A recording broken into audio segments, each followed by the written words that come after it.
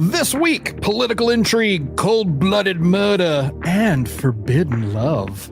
Ooh. It's the Clone Wars Season 2, episodes 13 through 16. This week on your Star Wars Safe Space. Stick around.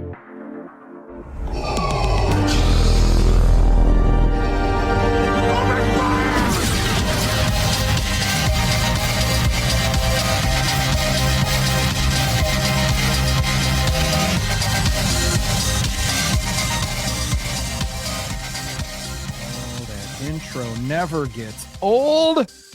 Absolutely love it. Howdy, Star Warriors. Welcome to Star Wars Safe Space, your non-toxic, low-sodium Star Wars show that doesn't make you feel bad for not knowing that the peak of Mount Umate is the only part of the planet's surface still visible on Coruscant. Pretty cool. And we saw that again in this episode, or in an episode we're going to talk about this week, as well as The Mandalorian. I totally missed it during the Clone Wars, but then as we watch, I was like, hey, that's the thing from Mandalorian. Okay, anyway. So whether you're a hardcore fan or just a little swarzy curious, this is your Star Wars Safe Space. Welcome. And who are we? We are the Circle of Nerds, and we do absolutely love Star Wars, even if we don't always like it. So let's meet the crew, shall we? From my left, your right, star of stage and screen, it is the sensational Sherry. Hello, everyone. Welcome. Greetings. This is why are you laughing at me, fool? No, I just imagine you like holding a door and going, welcome. All are come in, children. Like that scene in Harry Potter. Was it the second Harry Potter where the Dursleys are going to have those people over, and he asks, and I'll be in the living room. Graciously, we're awaiting our guests. Exactly. And from the territory of Boss Tween, it's Daddy Louie. Hello, children. Okay, that's not creepy. This is by far the corniest bit that we do on our show. This whole meeting the family thing. It's just so corny. And hailing from parts unknown, it's T to the Oni. Welcome back to the galaxy, everybody. Well, thank you for being here. Thank you for being here. I am Tommy D, your more than slightly obnoxious Star Wars know-it-all. So what are we doing here? Well, pretty simple. Our mission is to watch all of the Star Wars shows and films in canon, sort of, in chronological order, sort of, I mean. So we're watching all the canon Star Wars films and TV shows in chronological order, sort of. And we'll today because for the most part, yes, we're not supposed to be watching in release order, but holy fuck, Dave Filoni, Jesus Christ, could you just stop jumping around, please? Things will get more consistent. But anyway, so we're gonna be breaking these shows down, asking some questions, connecting the dots, learning more about Star Wars, and maybe even a little about ourselves. So a word of warning, there will be spoilers. We will do our best to avoid them. However, it might happen. So this week, we're continuing on with Season 2 of the Clone Wars with episodes 13 through 16. These episodes did release February and March of 2010, and they take place 21 and 22 BBY. So BBY before the Battle of Yavin, which Battle of Yavin, of course, is from Star Wars A New Hope. 1977. I wasn't supposed to go into that whole spiel again, was I, Sherry? We talked about that. No, we talked about it. We talked about that, and I forgot. So anyway, ABY, BBY, we'll talk about it and look it up, I guess. But before the Battle of Yavin, that's what BBY means. Okay. Not look it up. If you've been listening to us. If you've been listening. So for the 10 people that have listened to us, they already know. Even newbies in the beginning, they should start at the beginning. Yes. So BBY, before the Battle of Yavin, which was actually the Yavin was where there was an old temple. Oh my God, Tom. Okay. Where the rebel forces struck the final blow. Yeah, we're good. All right, anyway. You're losing me. I'm losing myself. All right, let's get into it, right? Episode 13, Voyage of Temptation. I know I was tempted. Anything with Obi-Wan is just like, Sherry. Sherry's got some buttons. Sherry's got some buttons. Oh shit, she's dangerous. I figured my buttons out. We got to do something with the audio because it's weird. StreamYard does this weird thing with the ducking. So like it comes in, but then it like fades out. Yeah. Run it again. Do the crickets again. Oh, that came in strong. That's good that time. That was weird. The first crickets, they were like, I don't know. That's weird. Because I cut them off. I cut them off fast. Oh, that's why. Okay. All right. So Voyage of Temptation. There's a lot going on. A lot of political intrigue in this episode. Duchess Satine is a savage sitting up there on her pillow throne with the sex bots hanging out with drinking her. Martinis while Joes are just getting fucking sauced on the ship. So let's okay, she didn't know. She didn't know about the saucings that were happening, but we do need to talk about our wall of remembrance. We did lose Red Eye and Mixer.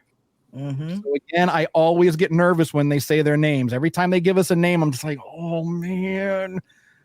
Like I've seen a lot of these, but I don't remember every single trooper that gets murked. But of course, so I didn't remember that Red Eye and Mixer got it. And then there's Baby Spider Trooper. The little baby assassin spider went into his helmet. Mm-hmm. That poor guy. He died harsh. Who died harsh? Yikes. All right. So this was a great episode. We're seeing more of Obi-Wan's depth. You know, we've got more political intrigue, which, you know, this episode does bring up more interesting questions. Star Wars, of course, has always been about politics. So politics has been as much a part of Star Wars as lightsabers and the Force. They go hand in hand. So we're going to have some political episodes. It's just going to happen. So we're continuing on with this whole Mandalorian thing. Mandalorians wanting to maintain pacifism and independence, and the Republic wanting to, quote unquote, save them and help them. Of course, we all know why. Palpatine just wants more boots on the ground, and he wants an occupying force on as many worlds as he can possibly get them onto. We do see more from the Death Watch.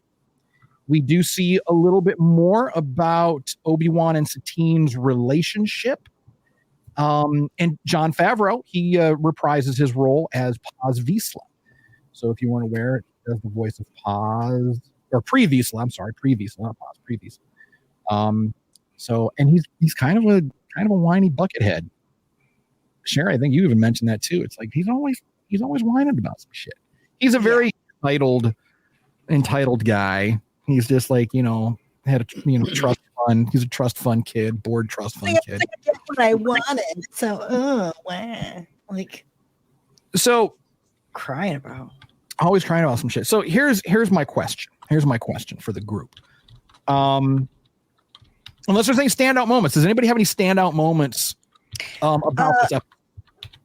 Well, for me, it was the Jedi pushing their beliefs on other people again. Yeah. Like, well, I'm going to take care of you. And she's saying, I don't need your help. Mm-hmm. I got this. So probably she doesn't, but I understand where she's coming from. Well, I think she does. I mean, she understands the consequences.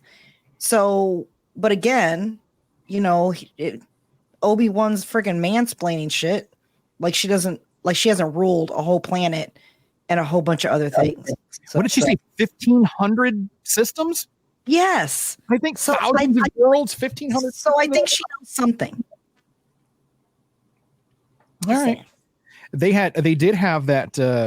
They had that moment when they were in each other's faces, And it's funny because our daughter was kind of like, I mean, she wasn't watching with us, but I mean, it was on in the background, and she was like, chilling in the dining room, and she really doesn't know anything about their relationship.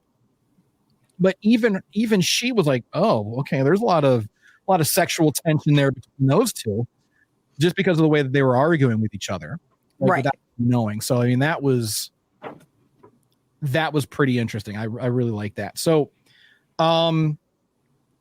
we also did have Anakin bringing up a very interesting point and Satine she mentioned it as well. When Obi-Wan said, we're Jedi, we're fighting for peace. No. And, Satine was like, what an interesting contradiction. Fighting for peace. And Sherry, that goes back to what you were saying. It's like, the Jedi are always kind of inserting themselves. Right. You're supposed to be peaceful.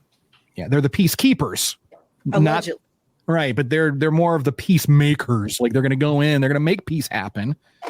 And in many ways, are they doing the same thing that Palpatine's doing? Absolutely. You think so? Yes. Louis, Tony, what do you guys think?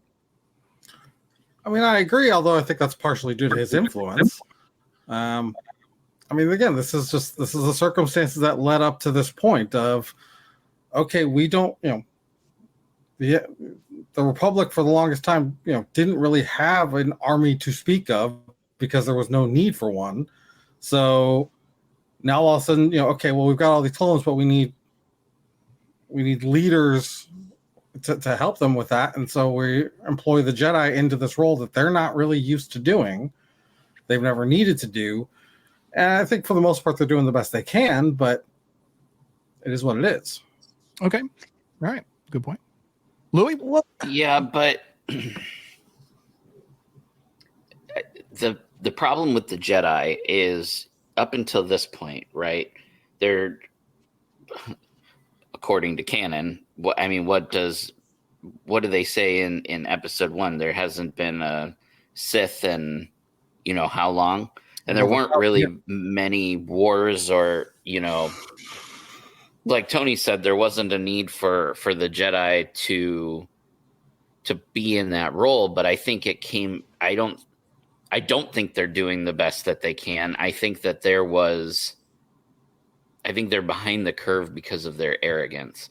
There had been such a long period of time of peace that the Jedi basically didn't do anything, right? I mean, they were the keepers of peace, but I mean, what was that at that point in time until the events of the Phantom Menace, before the time of Palpatine starting to spin his wheels?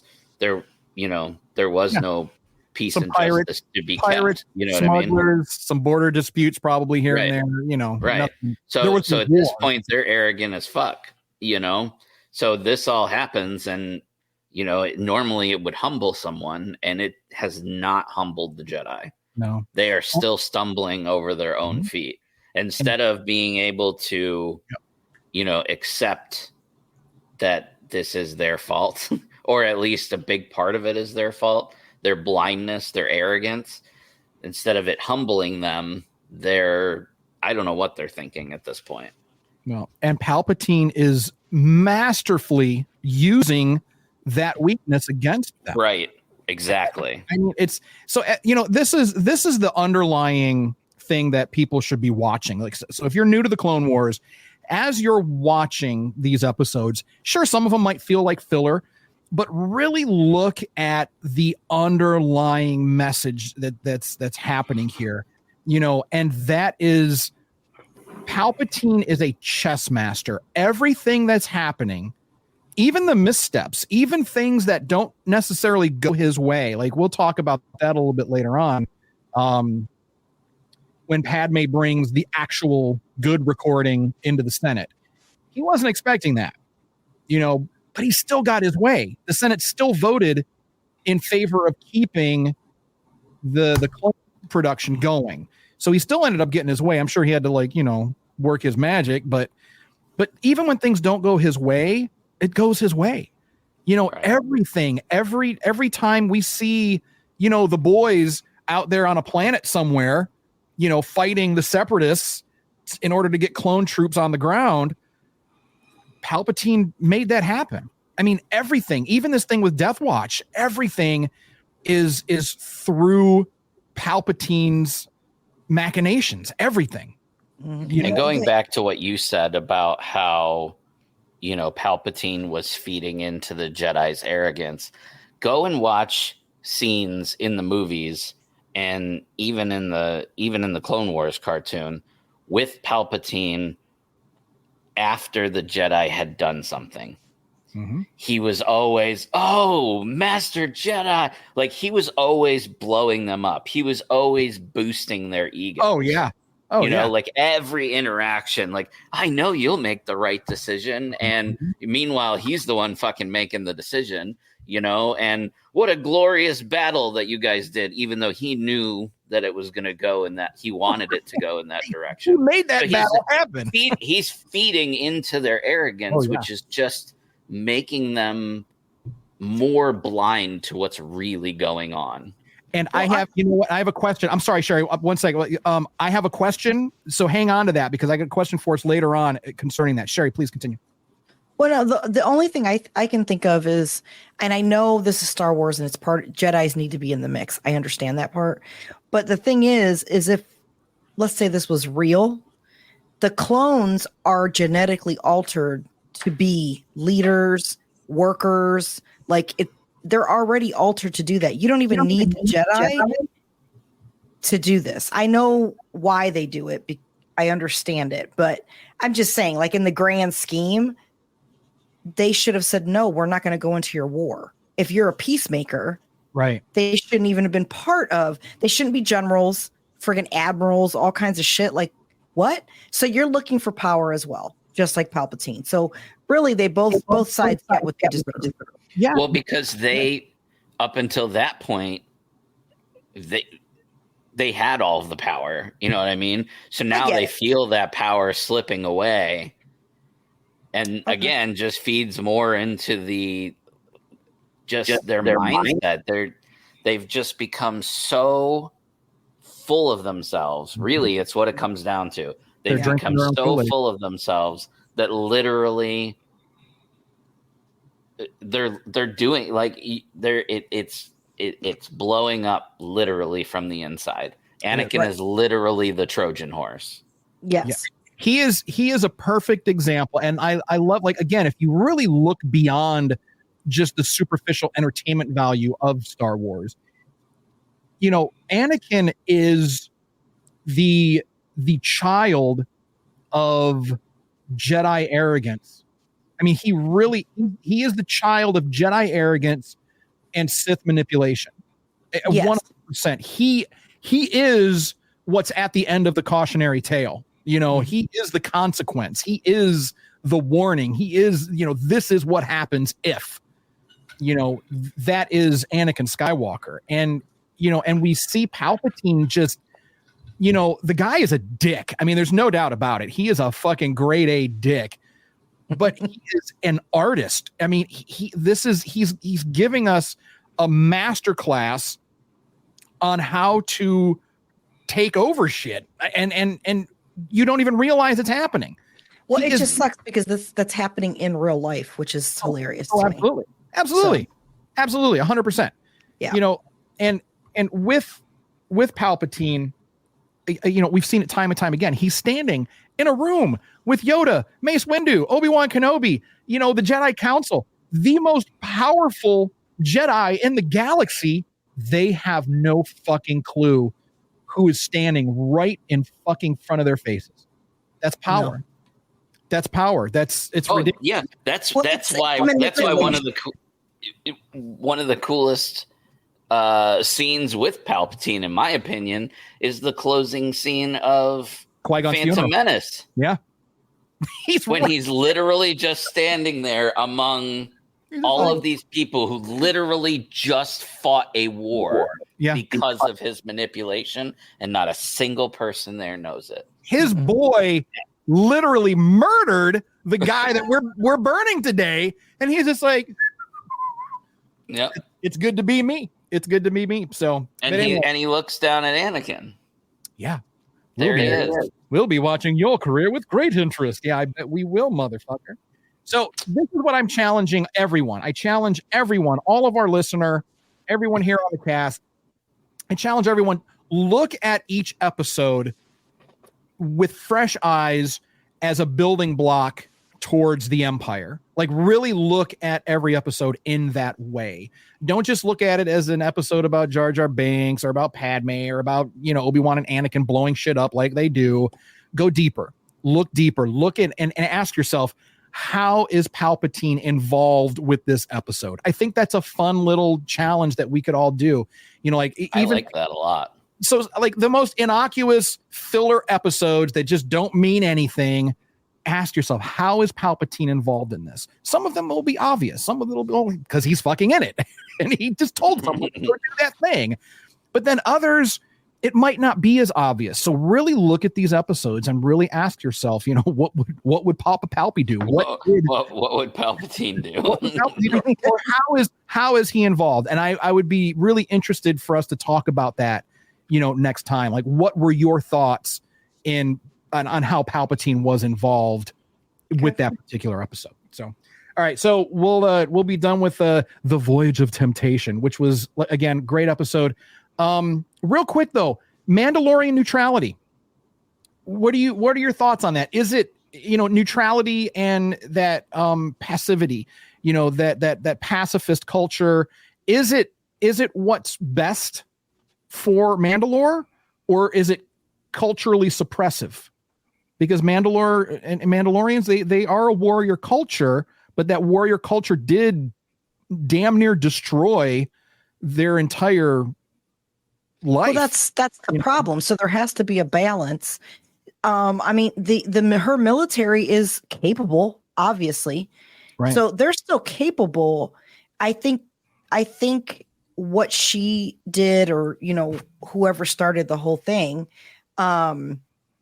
of this passivity and the peace, I think is smart, because you can still be a warrior race without destroying the whole system. Yeah, I agree. I think mean, that you don't need all that. Right. I think you really nailed it when you said balance. You know, it's like you don't have to go full pacifist, but you don't have to go full on fucking Death Watch either necessarily. Right. That's the thing. Like, she's carrying a weapon. Yeah. I mean, she's good with it too. But it's not a blaster. It's, you know, it's to take, you know, I don't know what they call it. Deactivator? Is that what Obi-Wan said? Deactivator, something like that. Why are you carrying a deactivator? Yeah. So, I mean, she still knows how to protect herself, and she can fight a little. So they're still Mandalorians. They feel oppressed. It's the Death Watch. They're like, oh, mom won't let me go kill things. Okay, well, because you shouldn't kill things. Like, there's no need.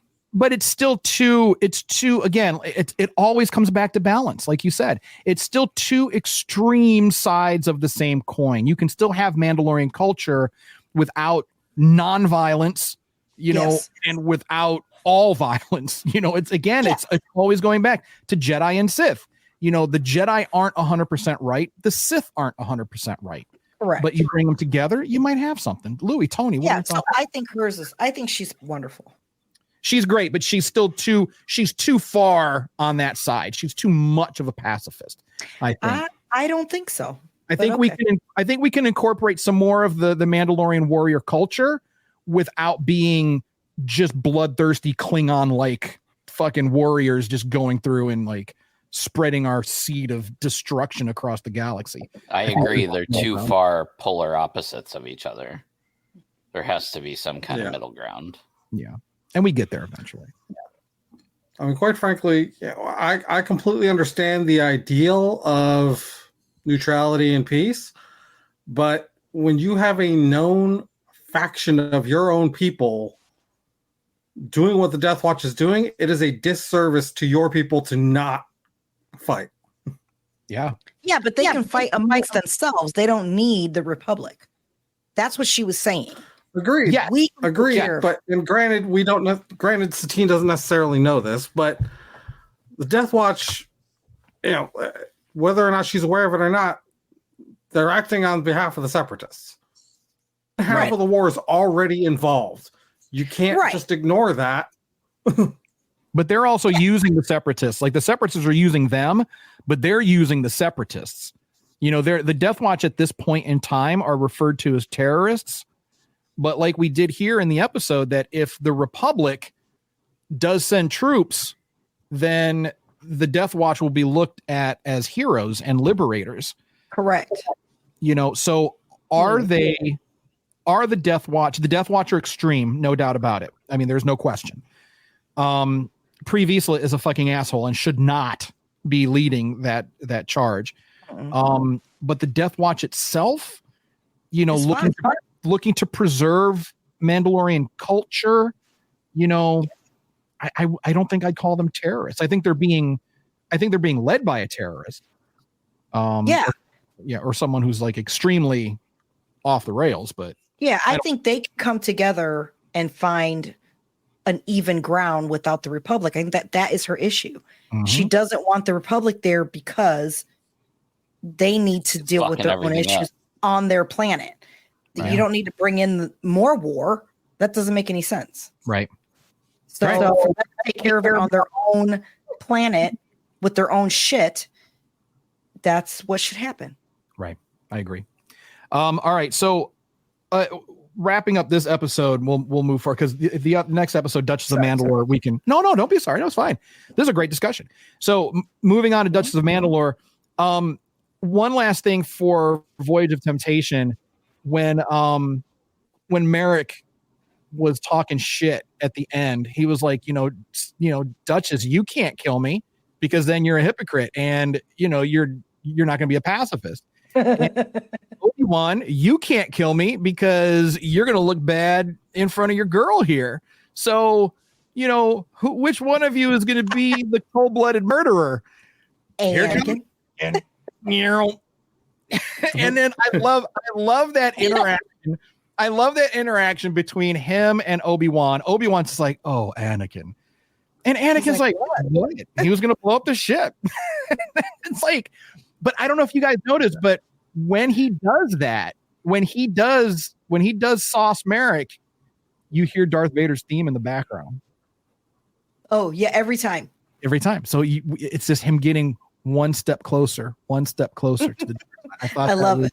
I thought that was nice. All right, so moving on, episode 14, Duchess of Mandalore, 21 BBY. Chronologically, this actually takes place later on in season 2, before episode 20. So the events of this episode actually take place before the events of episode 20 here in season 2. So we're all over the place. So John, I mean, it's over now. And Dave, please, you guys, don't do this again to us. Don't ever do that again. Don't ever do that again. Just fucking keep shit on. All right.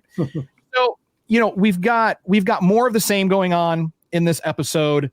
You know, it's more with Satine trying to gain some kind of control, but we're also seeing more of Palpatine's actions, like up close now because he's in the episode. So now we're seeing more and more of his maneuvering, and you know, we're seeing more and more of Obi-Wan and Satine's relationship. You know, in the last episode, Anakin was like, did y'all, you know, and Obi-Wan, of course, always a classy guy. And he's like, you know, it's not relevant. But Obi-Wan did say something very interesting, though, too. You know, Anakin was like, well, you know, we all know what, you know, Master Yoda says about attachment. And Obi-Wan, you know, he had said, yeah, but he doesn't tell you about the remorse. He doesn't talk about remorse. As hardcore Jedi philosophy as Obi-Wan is, he still recognizes that the Jedi are not telling him everything. And even told Satine, if you would have said the word, I would have left the Jedi Order. When he said that, I felt it in my chest. I was like, oh, the love he has for that woman still. And I think that's one of the reasons. It has to be one of the reasons why Obi-Wan always turned the other way when it came to Anakin and Padme. Oh yeah, because Obi-Wan's not an idiot, right? I mean, that's his best friend. That's his brother. Like, I still think he knows. He does. Even if he didn't know, he knew. Yeah. You know what I mean? Mm-hmm. And he always turned that other cheek because he wants. I mean, and this is one of the reasons why, because he gets it. He wants Anakin to have what he didn't, what he couldn't. Yes. You know, so he's not going to get in the way. He's going to let Anakin try to figure it out. So I think it's beautiful. I really love until he then says, you know, I failed you, Anakin. Yeah, like that could be part of the reason he feels that way. Of course. Had he just said something about Padme to the Jedi Council, and they had gotten involved in their relationship, maybe Anakin wouldn't have been tempted by the dark side as much. Right. I don't know. I believe Ki-Adi-Mundi, I think he's got a wife and kids. If I'm not mistaken, I'll have to look it up, but I'm almost positive that he's got a wife and kids. So I don't remember the reasoning behind that. I guess it's a cultural thing, or maybe their population was dying or something. I don't know. I don't remember, but I'll have to look back into it. So the Jedi, they do make exceptions, but I'm curious, what are your thoughts? Because there's really not a whole lot to dig into this episode. We see more of Obi-Wan's growth, which is great, and we try to keep this in mind as we see his progression and look at how he evolves once we get up to the Kenobi TV show. What we're seeing from him now will maybe answer some questions. Oh, come on, man. When you watch the Kenobi TV show again, Louis, giving the thumbs down, I know you don't like it, but when you watch it again for a second time, you're going to like it. I promise you, especially now after seeing all this with Kenobi. You're going to see it in a whole different light. I promise you. You might not give it a thumbs up, but you'll get a sideways thumb. It won't be a thumbs down. It'll be a sideways thumb for sure. I don't know. By the way, Ki-Adi-Mundi has 4 wives. There you go. I was looking it up too. That's funny. 4 wives and how many kids? That motherfucker, he's poking. 7 daughters. 7 daughters. There you go. Wait, how many wives? 4. That's why he spends so much time at the fucking Jedi Temple. I wouldn't go home either with 4 wives. I can barely handle 1 wife. Well, see, and that's some bullshit. I mean, that's bullshit. Obviously, he can do it. So that means you can train everyone else to do it as well and teach them how it is separate from the Force or whatever. So that's is it due bullshit. to was there a reason that he was allowed wives? Was it because of his race or was it because of religion? And the only reason that I say that is because if it's a race thing, it could be that only that race is capable of something that other species can't. I will quote off of Wikipedia. Due to the low Saurian birth rate, he was allowed by the other Jedi to follow the Saurian custom of polygamous marriage. There you go. Lame. Right. It is lame. That's bullshit. Yeah. So basically, he's allowed to be a more. That's and he's a good Jedi, correct? Yeah. Ki-Adi-Mundi? Yeah, he's one of the best Jedi, I think. Oh, well, I wonder why. Because he's probably free to do what he needs to do at home, so he's not oppressed sexually. Hello. The fuck? Why is it always got to be sexual with you? Why? Okay. Everything's about sex with you all the time. Sex. I don't want to bring in religion, but there is a lot of them that are not allowed to get married and do other things where they're not supposed to be doing. Because guess what? That's part of our species as well. So, and that's what happens with Anakin. He had a secret marriage and killed a bunch of kids. Well, that's spoiler alert. All right, moving on. Quick question about this. So again, Palpatine, What's the question? blah, blah, blah. So do we think that Palpatine, we know that he's manipulative. We know that. But in this particular case, as we're going along with these episodes and there was the whole, the underlying aspect of these episodes were about getting the Senate to vote down the creation of more clone troopers. That got vetoed, that got shot down. But do we think that Palpatine is manipulating every single aspect of the Senate, or is he just allowing the already pre-existing corruption to just kind of run its course? Like we see him using the Jedi's weaknesses against them. He doesn't even have to interfere that much. He just has to push their buttons and trigger them in order to move in the direction he wants them to, but he doesn't have to really push them because he's using their weaknesses against them. So is he doing the same thing with the Senate? Like he's just allowing the corruption to do its thing, or do we think that he's got his fingers in every single pot? I mean, he probably has his fingers in every single pot, but I think that in certain situations, he is probably letting things unfold naturally, but I think it's because he had already put the pieces in place for those things. You know what I mean? Like for that corruption to grow. Okay. So he might have planted the seed, but he's just kind of standing back now and just watching the plant explode. Right. And you do see throughout, at least the live action, I'm sure throughout the Clone Wars as well as we keep watching, you see he does have to make changes. There are things that he didn't expect to happen. You know, he obviously wasn't expecting Luke, right? Like that came out of nowhere. But you saw how quickly he adjusted to it. You know, his plan changed, but it was also very quick. Well, like you said, Tom, he's a master chess player.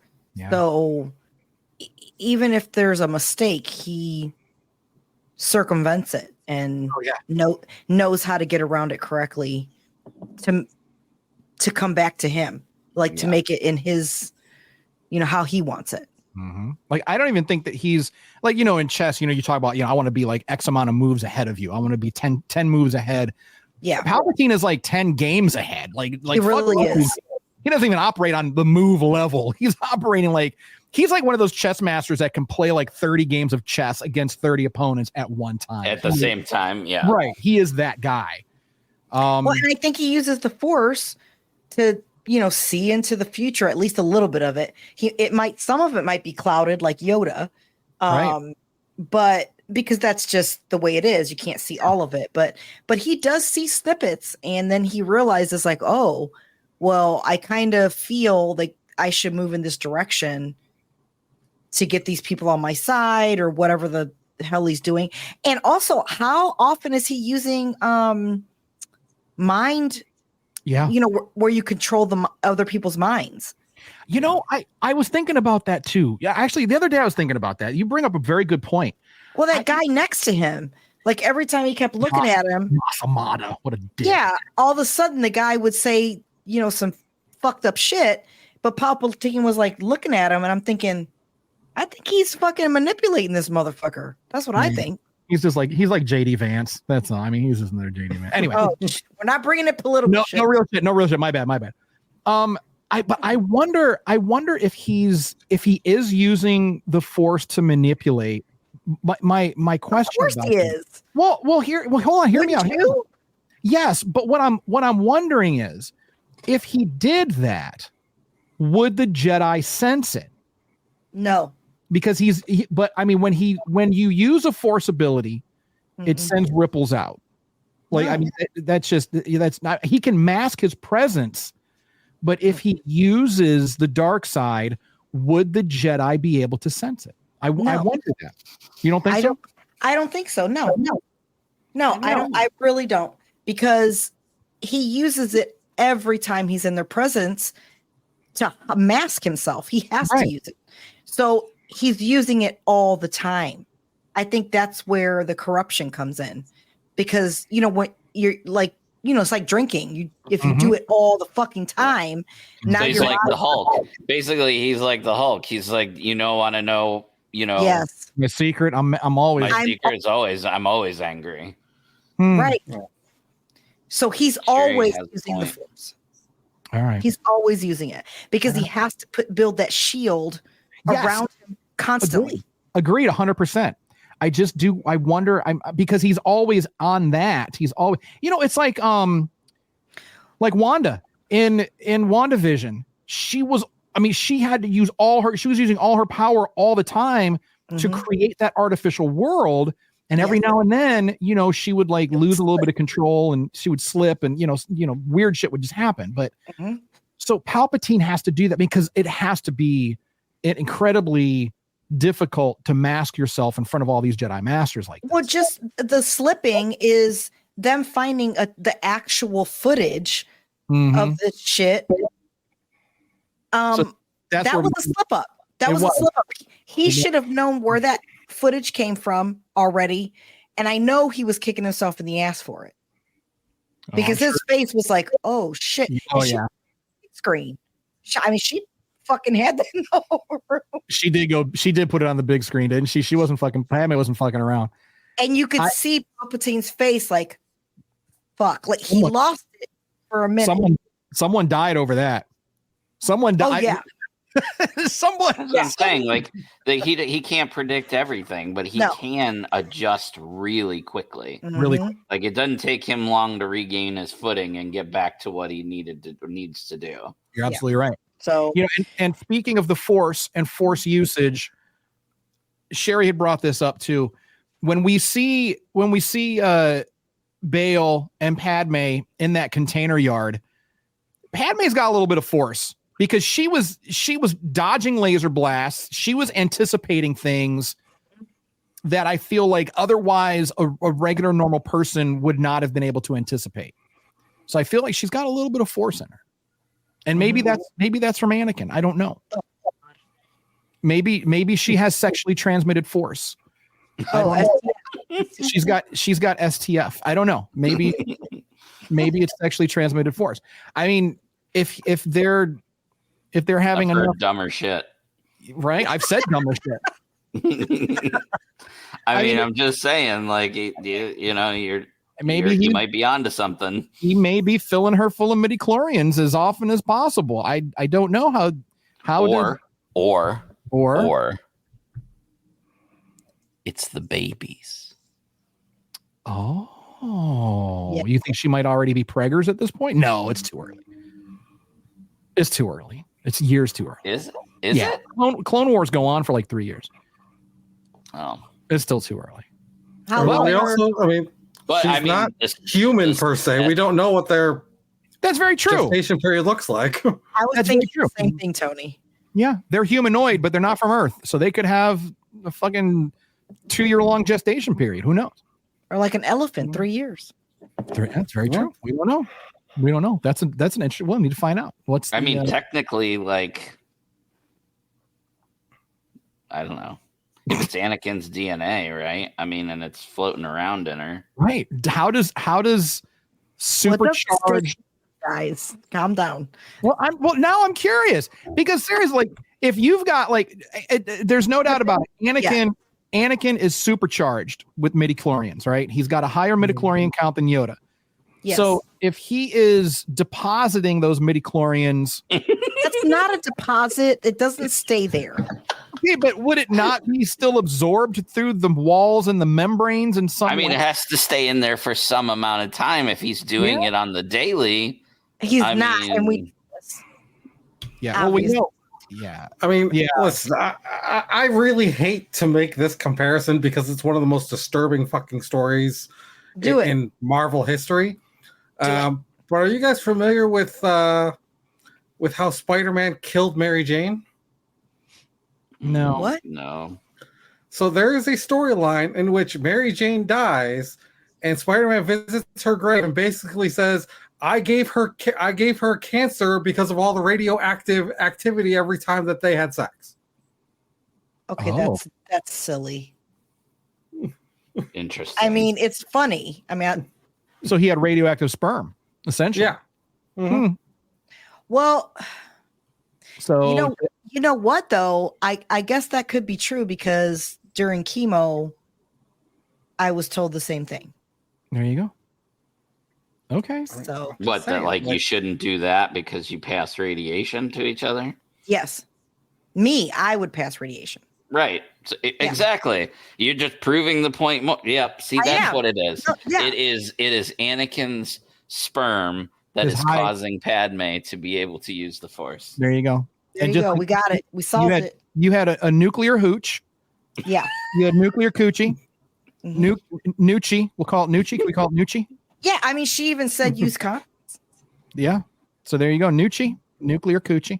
Yeah. But so Anakin is giving her the Force. He's giving her the Force, but he's giving her some Force abilities. She's starting to develop Force abilities because of his super midichlorian charged ejaculate. All right, moving on. Also a very cool part in this episode, Bail Organa, or not this episode, but in the next one. Cat and mouse. with good old Admiral Trench, that motherfucker. But in that episode, Bail sends a message to Kenobi and he says, "Help us, General Kenobi. You're our only hope." Oh my God. Okay. That was so sweet. That was nice. That was very nice. And then like 20 years later, yep, his adopted daughter Leia says the same thing to that guy. I love Obi-Wan's story. Like if you just watch it from beginning to end, it's just so cool. And those are the dots that we're connecting now. And that's why oh my God, with the thumbs down, Louis. Everyone remember this. Louis does not like the Kenobi TV series. I don't know why, and right now it doesn't matter because we're going to get into it. But I promise you, that when we do get to it and you watch it again, having watched all of this, I'm telling you, you're gonna think differently. You're gonna think differently. I promise you. And if you don't, I'm going to give you $1,000. Really? Oh, okay. But I'm so confident that you're gonna think. But see, this motherfucker will be like, "No, I still hate it. Give me $1,000." Oh no, I wouldn't do that. You'll love it. Be like, I would in a dark room somewhere, right? Sherry would. Sherry would be like, "Oh no, I hate this motherfucker. Give me my money." But then she's over there watching. Like, this is the best shit ever. Okay, so Cat and Mouse, very cool episode. Just a lot of fun.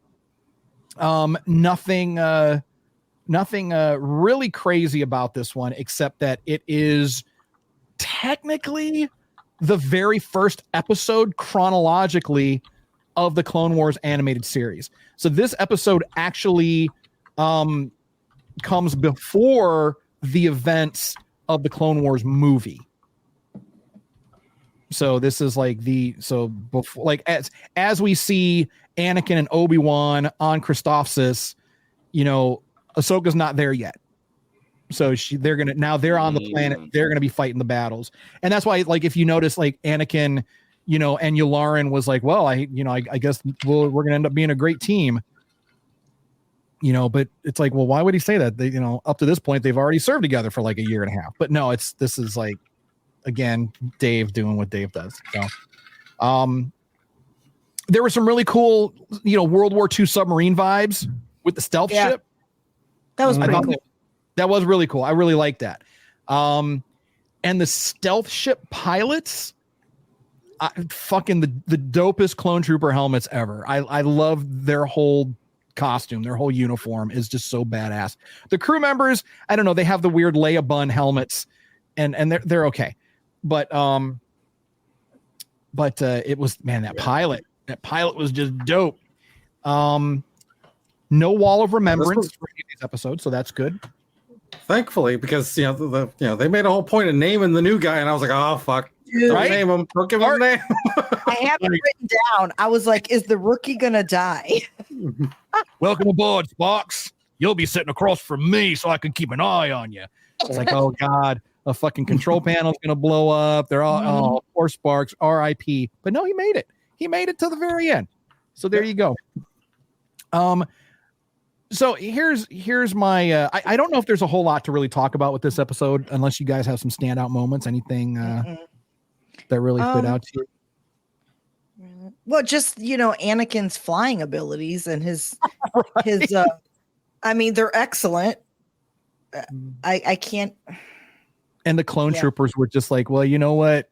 When you're with General Skywalker long enough, you'll realize he's always on the offensive. Well, because he was like, I thought this was a diplomat. What is it? A mercy mission? A mercy mission, a supply mission. This supposed to be a supply mission. He's like, yeah, no. No, not when General Skywalker's flying. I was like, all right. So it was a fun episode. I really liked it. It was a lot of fun. My problem, and please, I'm going to pose this question to the group. It was said that the Separatists had impenetrable defenses. It was just a straight line of ships. I don't understand this. One of my biggest gripes about Star Wars are the space battles. It's like, we'll never get through that blockade. Well, you could go above it or below it. You go around the backside of the planet and come in that way. I mean, it's like you're operating in 3 dimensions of space. Sherry, you'd brought up about, it's like fleet battles of ships on the water. You're right. They have a hard. Listen, the big battleships do not have good maneuverability. So if you're already in that path because you're going that way, it is a little hard to turn around. But they can just go down. No, Like they're it still takes a minute. Mm. Oh my god! I mean, What the they thing is, did, you don't have engines facing that direction to be able to push yourself that way. You don't know what they have. oh my god! Starship They don't engineer, show it. What they show are engines going straight. You don't Right. know their life. They've got maneuvering Life. thrusters. They can turn. They can go left and right. They can lift lazily to the left and the right. But why don't they ever go up and down? Because then we wouldn't have a movie. You're right. I know. You got to have the this fight is- scene. I mean, this You're is a not wrong. common thing. You know, they do the same thing in Star Trek and all the other shows. Like, Yeah. in theory, there's no correct up or down either. So, like, there's no reason why every time the ships are all facing like the same vertical direction. Like, there's in no reason Star why a Trek, ship shouldn't be Tony- coming in on an angle like this. Tony, because I don't know. I'm In gonna Star Trek, they do. Star Trek. They They're do all go over the fucking upside place. down and stuff. I have seen that. I mean, they maneuver upside down, but anytime they're facing off face to face. It's not like you don't Well, see Right, but they don't the stay that way. Enterprise here and the Klingon warbird here. Well, no, that's just the orientation. That's the orientation of the ship. But Yeah. they don't just like go straight at each other. When we see like the Enterprise and a Klingon battle cruiser fight, they're almost dogfighting. I mean, they're doing some maneuvers, and they're big. Those are big, large class ships. So Right. they're Agreed. fucking doing some maneuvers. Like if you watch, like there's some really cool battle scenes during the last few seasons of Deep Space Nine. You know, there's the Battle of Wolf 359, and against the Borg, and there is no just straight wall of boats. No, they're upside down and they're And all they're over. going But all over. that's a different genre. So that's I know. No, I agree with that. I'm just saying the orientation thing is another thing that Yeah. shouldn't be a factor, yet there always is. When we see an orientation correction, I think that was it the Phantom Menace? It was when they're coming into Coruscant. When they come in, they're kind of like upside down, and then they do rotate. They rotate the ship. It's the big Nubian ship, the big chrome ship. So when they're that's it. That's the opening scene of it's not Phantom Menace. Attack of the Clones. Attack of the Clones, yeah. So and then they all turn to orient themselves to the planet. I think that's the only time we ever see that, if I'm not mistaken. I mean, maybe it's in an episode buried somewhere, but as far as like the films, I don't think we've ever seen an orientation change like that before. but for the most part, this episode was fine. I mean, It was fun. It was fun. Yeah. Admiral Trench, super cool. But it was just he was quite weird. right. I was like, damn, dude. But again, Palpatine using some lackey to do Yeah. his fucking job, and guess what? Now he's dead. Well, Come on. well, It hit the bridge. I mean, I know he's a spider, but Jesus. and and he took it. He just closed his eyes. He was like, you know what? I fucked up. I fucked up. I'm gonna eat these missiles. I fucked up. Yeah, But that was the recognition look of don't fuck. Okay. Yeah. Yeah. What do you do at that point? It's just like, oh, fuck. No, All I right. thought it was a good episode. It showed Anakin again in his glory because he is smart. He is so smart. He is so smart. He's a shithead, but he is smart. And Obi just, all right, Anakin. I mean, he did listen to Obi-Wan I guess. for a minute. I guess. Okay, but then when he figured out they were bombing Yeah. Oh, yeah. Yeah. he did pick himself over Of course. them bombing, innocent people. So Right. that's when I like Anakin. He's picking the good side. Of course. Mhm. But it's just unfortunately he does. Sometimes he'll do the bad things for the right reasons. Well, sometimes you have to do bad things for the good. Sure. And we know But this the in Jedi life. aren't supposed to. Right. But that's the thing. If they were taught properly, they could do it and be balanced. And I think that's why Obi-Wan is such a great character, because he is such a good counterpoint to Anakin, because both of them, as we've seen now with Obi-Wan, and why I love these episodes particularly, we're seeing the capacity for love that Obi-Wan has in his heart. Oh, yeah. he's so into the Jedi philosophy that you think that, well, he doesn't believe in attachment. He doesn't, he cares and he loves everyone. But when we're seeing him actually in love, when he said those words, had you said the word, I would have left the Jedi Order. In that moment, we now see that he has the same capacity for love that Anakin has. But unfortunately for Anakin, he allows that love to consume him and pull him in different directions. Right. If anything, that love that Obi-Wan has, it really grounds him and it keeps him focused. If Palpatine wasn't in the picture, obviously it wouldn't be Star Wars, but I think Anakin would have been able to balance it out. I think he would have helped balance the Jedi, that you can have love, you can have a spouse, you can have children, right, and still be a great master Jedi. So if he didn't have that evil pulling him, because that's what happened. But he's like, oh, your mom. I mean, you remember. Yeah. He was like, oh, your poor mother. What the fuck, dude? Why'd you even bring that up? But Yoda and Mace, they play a big part. They play a big part. I think if you're getting rid of people, you got, if we want to see the Scooby-Doo ending for Anakin, Mace has got to go. Yeah, it's got to be Mace and Yoda and Palpatine. All three of them need to go because Mace. Well, I don't think Mace, because Mace knows how to use.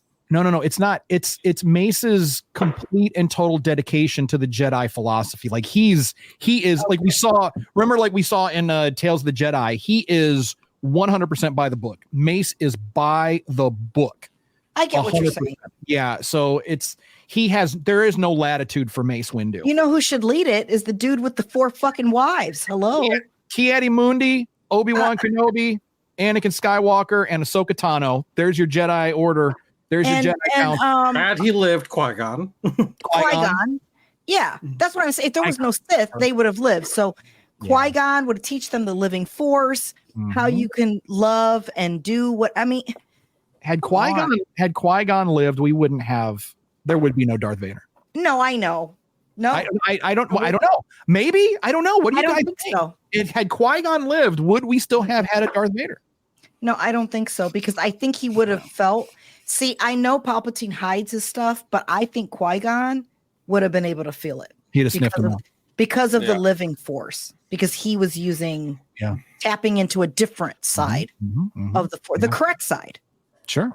The balanced side. This is why it was Duel of the Fates. When Qui-Gon lost, that was it. Like all the dominoes were set.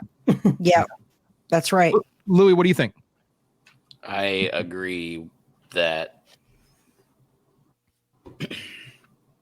first of all, I like that Duel of Fates thing. That's that's actually really a good comparison.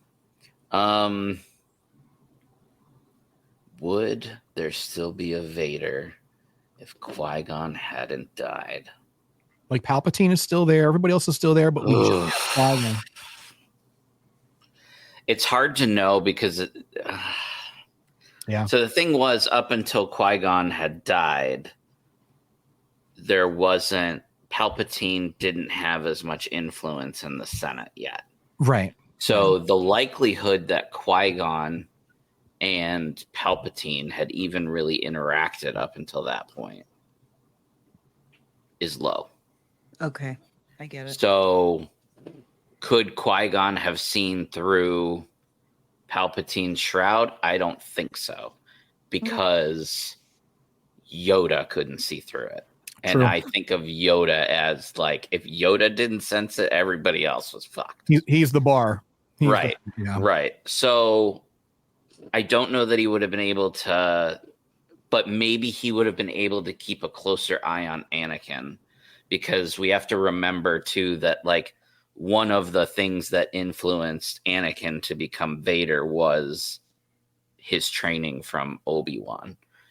He felt some kind of way towards Obi-Wan, like in episode 2, he says, it's all Obi-Wan's fault. He's holding me back. Yeah. Like there was some resentment because Obi-Wan was very by the book, right? Like he wanted everything to be by the book.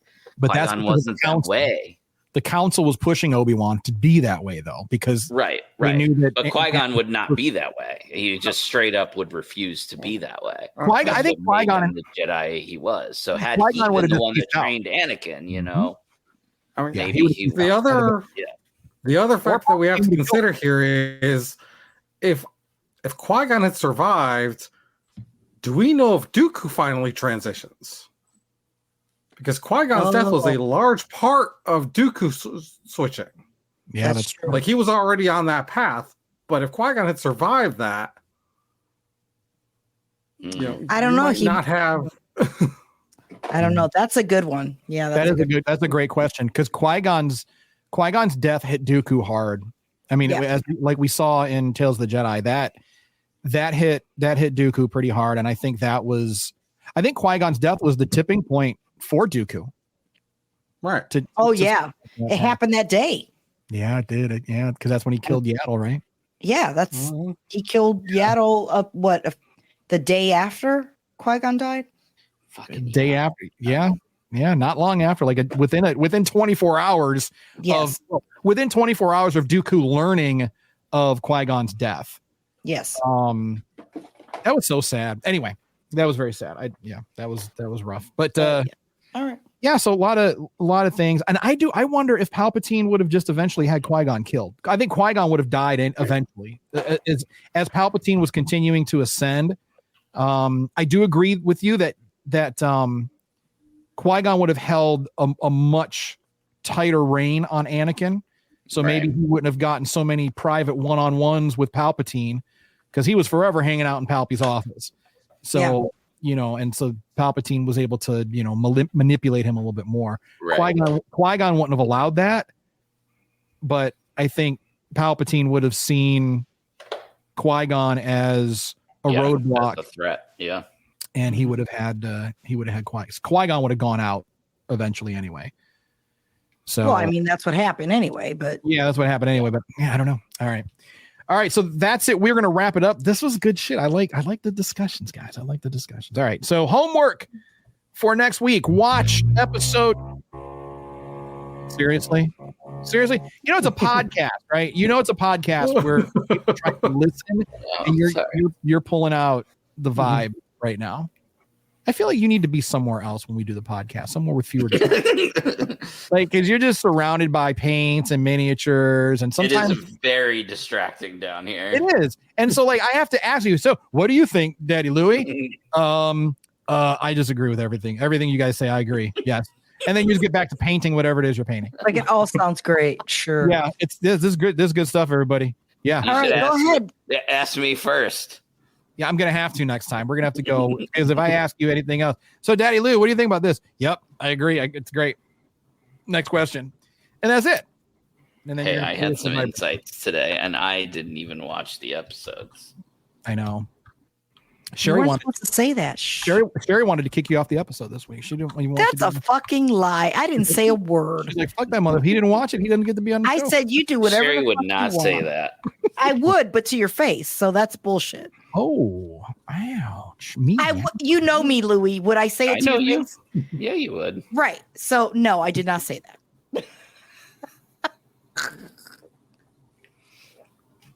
Oh, wait a minute. We're almost done, aren't we? Listen, I gotta pick your daughter. 17, 18, 19, 20. Yeah, I don't think we finished the episode. 17, 18, 19. Are we still recording? Yeah, there's 22. So in theory, we could do 3 for next week and 3 for the following week and be done. Yeah, we can do that. Or we could do 6 and take a week off. No, don't think. All right, well, let's do 3 and All right, 3. so you do 17 through 19 next week? Yeah. All There's right. no arcs or anything that we're gonna like F up, is there? I think there might be one, but it's fine. We'll be okay. All right. So episode 17, 18, and 19 for next week is your homework. And again, think about how Palpatine could be responsible for the events in this episode. Let's look at, how is Palpatine involved, just as a little extra little fun side piece challenge for that. So let's do that. So, and of course, listen to back episodes if you haven't. And if whether you love us or hate us, tell your friends, tell your enemies to give us a listen. You can find us on any podcasting platform because obviously you're here now listening to us, or on YouTube, which you're not listening to us on YouTube because I haven't posted any of the new episodes on YouTube yet. So I need to do unless this is really far in the future, in which case this is really far in the future, right? If you're listening to this in 2027, welcome to YouTube, finally, or whatever platform happens to be. It probably won't be called YouTube anymore because Elon Musk will. Or whatever, and then name whatever it something else. Name it 6 weeks, right? 6 weeks, whatever our alien overlords decide to call it. Yeah, in a few weeks they'll be here. They're going to be here. So I just coming. They're on their way. And I just want to let everyone know that when our alien overlords do get here, I will be in full support of them, and I will act against the human race. So I will completely the human race so hard. I apologize in advance, but I regret nothing. So I'm going to ask for an island. That's all I want. And I'll give them all of the secrets that they pretty much. Yeah. So praise be to Oopla, our alien overlords. I don't know. All right. Man. Time for that obligatory pimpage. Check us out on all social media at the SWS Show. I actually posted some things on social media, believe it or not. And be sure to subscribe to the podcast and our YouTube channel. If you'd like some merch, we do have some brand new merch out. Head on over to circleofnerds.com/merch. T to the Oni is wearing his brand new Star Wars Safe Space hoodie, which looks fabulous. I purchased the Letterman jacket. If you are interested, and if you get to it before I get to pull it off the shop, don't buy it. It's trash. So get some T-shirts. Tony said the hoodie's nice. Don't buy the Letterman jacket because the printing on there is complete garbage. So I'll be pulling it off the shop. I don't want any of our listener to get suckered into some nasty gear. And that's it. And I'm just now looking at the private chat. Ratings I forgot about, Tony. So Tony asked if we're abandoning the rating system. I forgot about it. I don't know. Do we need it? I don't know. I thought we did fine without it. What do you guys think? Do you like the rating? It doesn't matter to me. I mean, I think rating, I don't know. This was good. I felt like this was good. Yeah. Because we were not just discussing I was just asking the question. That's all. Like, okay. Yeah, no. I think rather than just like straight up talking about the episodes, like contained within the episodes, just seeing how dig into it a little bit more. Right. Yeah. Right. The overarching themes and how each episode evolves as the seasons go on. You see it's more about the growth of the individual characters that we know and love, and less about the actual actions of because we don't need to review every episode. I don't think. No. You watch it, you come up with your own. You like it or you don't. I mean, you come up with your own review of it. But let's get to those underlying things, I think, and talk about those. Anyway, so all right, but we're done talking this week. So thank you all for tuning in. We do appreciate you listening to us. If you've made it this far, it's like an hour in. So thank you very, very much. You could have been doing anything else right now, literally anything else. But we do appreciate you. So if no one has anything else, anybody got anything else? Nope. Louis, you got any painting coming up? Anywhere where people can watch it? Nope. Nothing. I got like two weeks left. So I'll paint it next week. Man, and in a couple of weeks, we're going to be in Boss Tuween. Yep. Hanging out in your lair. Indeed.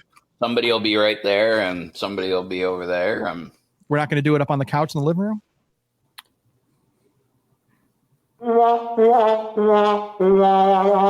I guess you brought that up to the Senate and then it was vetoed. No, I thought we were going to do just the watching upstairs. Are we going to do the recording upstairs too? I don't know. I was thinking about we could record our reactions as we're watching the episodes. Right. Yeah, but then when we do the actual show. Yeah, we'll be downstairs. Right. Yeah. No, I'm bringing cameras and stuff. I thought we'd set up at the game table. Oh, we can do that too. Yeah, I got cameras, mics, I got cords and cables. And all right, I have to go. Yes, we have to go. Yeah. All right, so that's it. We're all done here. Star Warriors, thank you so much again for joining us. And remember, as always, if no one does anything nice for you, do something nice to yourself. and we're going to see y'all next week. Bye.